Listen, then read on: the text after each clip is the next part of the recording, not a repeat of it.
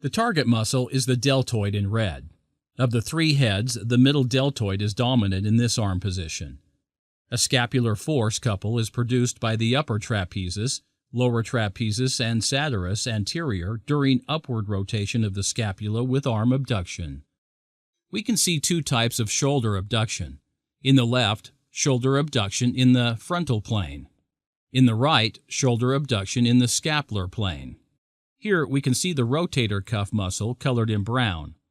The rotator cuff is a group of muscles in the shoulder connecting the upper arm to the scapula. The rotator cuff provides stability to the shoulder. A video that describes a characteristic injury to the shoulder and exercises of this type of arm raising. Sign up now to get free access to Muscle and Motion.